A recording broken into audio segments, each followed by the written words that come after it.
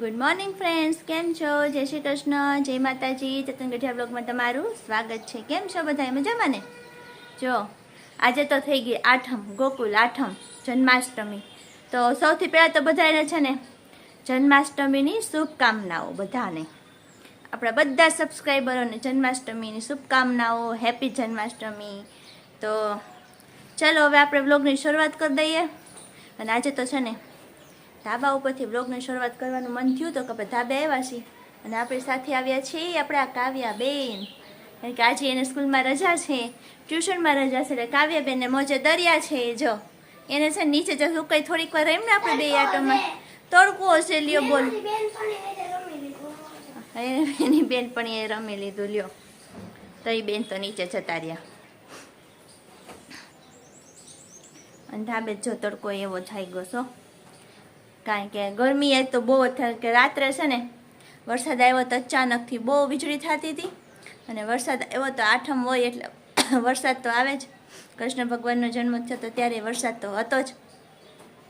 અને આજે વરસાદ છે અને રાત્રે જોઈએ હવે 12 વાગ્યા પછી વરસાદ આવે છે કે નહીં. ફ્રેન્ડ્સ, ધાબે આવ્યા તો થયું કે ચાલ આપણે ગુલાબના શું હાલ છે ને એ પણ જોઈ લઈએ. તો ગુલાબમાં જો કળી આવી હો, જો મસ્ત. ને બીજી નાની એવી બાજુમાં પણ છે. અને અહીંયા ગુલાબ ટૂંક સમયમાં આવશે એટલે હું તમને બતાવીશ કે આપણું નવું ગુલાબ આવી ગયું. અને બિચારું જૂનું તો મુરઝાઈ જ ગયું, નવું આવવાની તૈયારીમાં છે. અને નીચે છે ને પપ્પા ઠાકોરજીની સેવા કરે છે. તો ચાલો હવે આપણે ઠાકોરજીના મંગળાના અને શૃંગારના દર્શન કરીએ અને પાવન થઈએ. તો ચાલો ફ્રેન્ડ્સ, હવે આપણે નીચે જઈએ.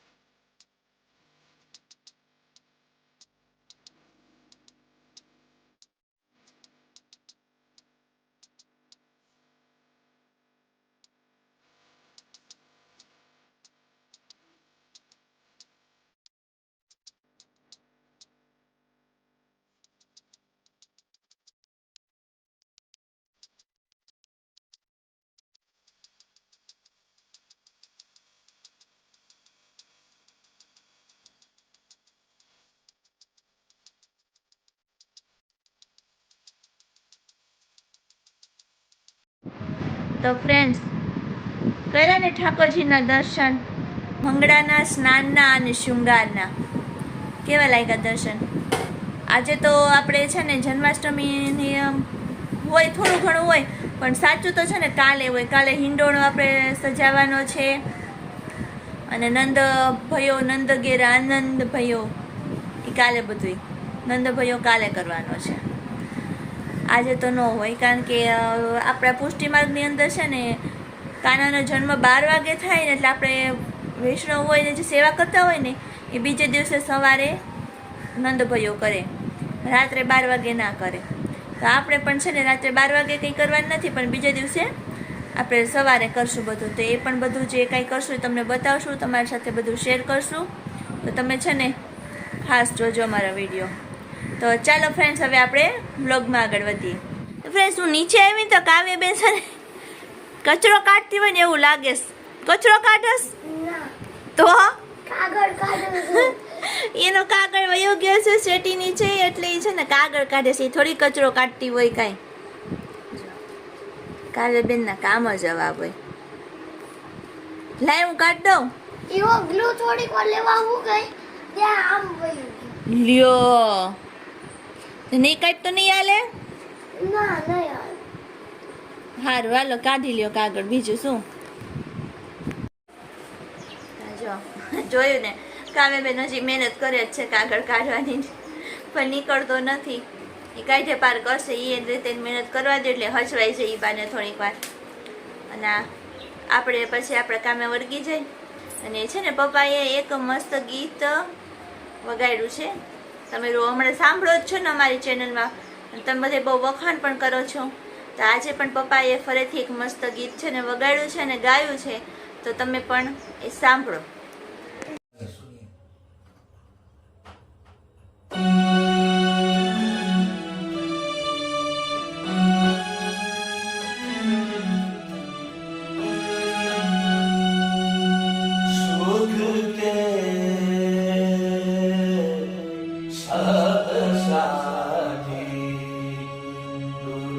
મેં ન કોઈ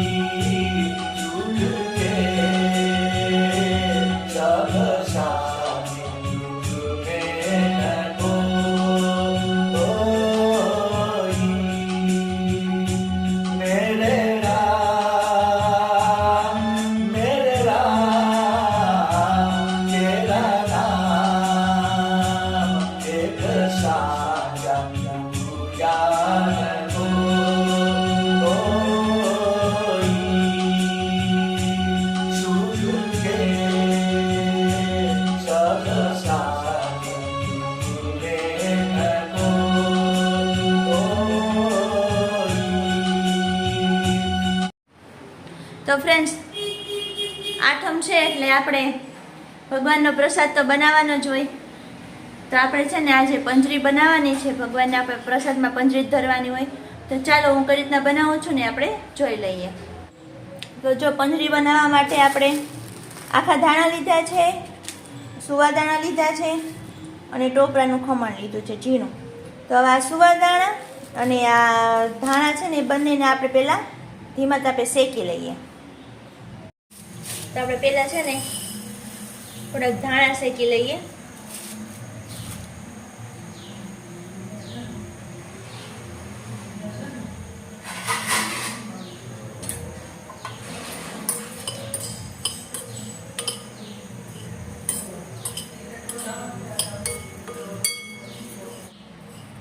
ધાણાનો આપણે સેજ કલર ચેન્જ થાય ને એટલા જ શેકવાના છે, એને એકદમ ધીમા તાપે.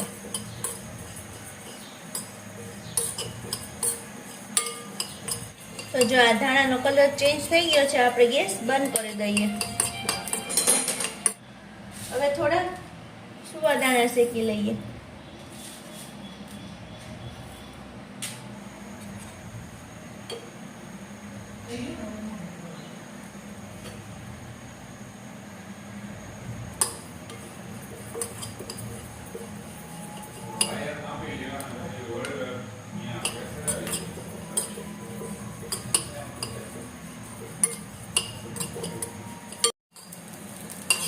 તો જો આપણા સુવા દાણા પણ શેકાઈ ગયા છે.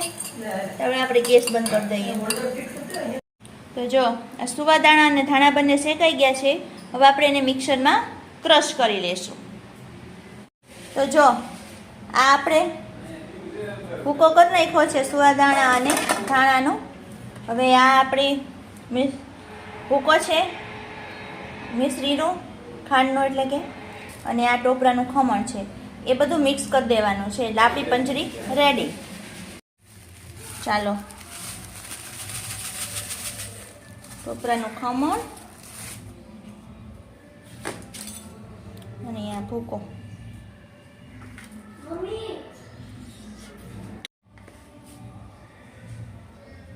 તમારે જેટલું ગળ્યું ખાવું એની પ્રમાણે. અને આ બધું મિક્સ કરી દઈએ હવે આપણે. તો આપણી પંજરી રેડી થઈ ગઈ છે. તો જો આપણી પંજરી રેડી થઈ ગઈ છે. હવે આપણે આની અંદર તમારે જો સૂકો મેવો નાખવો હોય તો તમે સૂકો મેવો પણ નાખી શકો છો. અને આપણે ભગવાનની પ્રસાદ રેડી થઈ ગઈ છે. તો ફ્રેન્ડ્સ, આપણે ભગવાનની પ્રસાદ પણ બની ગઈ છે અને આપણે કાલે નવનું ઉત્સવ કરશું આપણે. તો ચાલો ફ્રેન્ડ્સ, આપણે આજનો આ વિડીયો અહીંયા પૂરો કરી દઈએ. નેક્સ્ટ વિડીયોમાં પાછા મળશું. એ પહેલાં જે કોઈ નવા સબસ્ક્રાઈબર હોય અને અમારી ચેનલ સબસ્ક્રાઈબ ન કરી તો સબસ્ક્રાઈબ કરી નાખજો. અમારી ચેનલને લાઇક, શેર અને કોમેન્ટ કરજો. તો ચાલો મળશું નેક્સ્ટ વિડીયોમાં. ત્યાં સુધી બધાને જય શ્રી કૃષ્ણ, જય માતાજી.